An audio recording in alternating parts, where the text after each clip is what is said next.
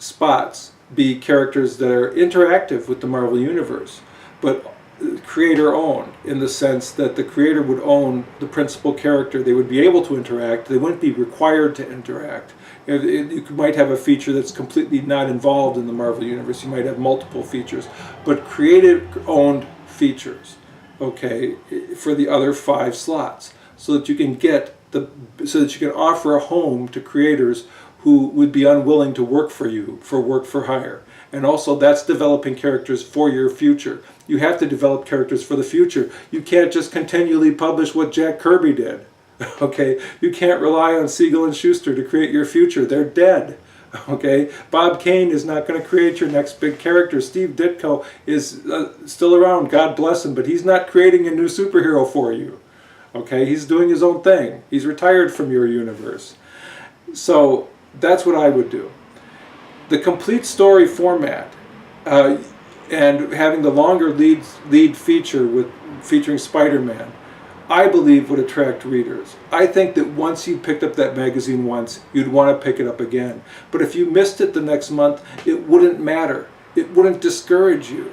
Picking it up the month after, you haven't missed anything. All the stories are complete.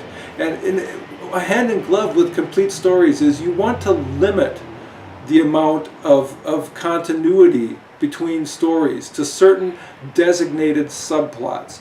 You don't want to have a ridiculous amount of continuity that confuses the readers and makes them think that they're missing out and that they're inadequate in the amount of comics they're reading. If a person only reads your magazine 3 times a year, you want them to be happy when they read it.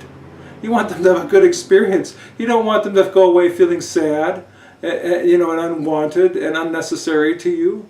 You want them to feel like they're part of something so that they read it more.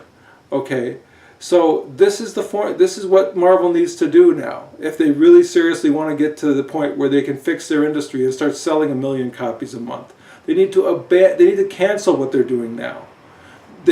I would suggest bringing out a small reprint line of classic Silver Ages for like $1 a comic, and then the new stuff needs to all be in one magazine, and it needs to be all complete stories, and that will fix the problem.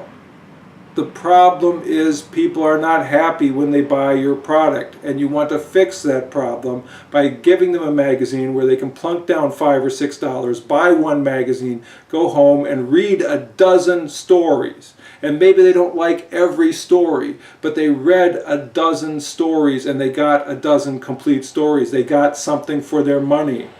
Okay? You don't want to sell them a piece of a story for the simple reason that they don't want to buy a piece of a story. They want a story, a complete story. So that's what Marvel needs to do, and that's my advice. Cancel everything. Put the new Marvel Universe into one magazine, possibly call it Marvel Universe. Make a space in there for creator-owned content. Make a space in there for classic characters, but make every story complete so you can start building the readership again. And after a few years of that, I think that magazine can be selling 1 million copies a month. I don't see any reason why it can't. That's my rant on this subject.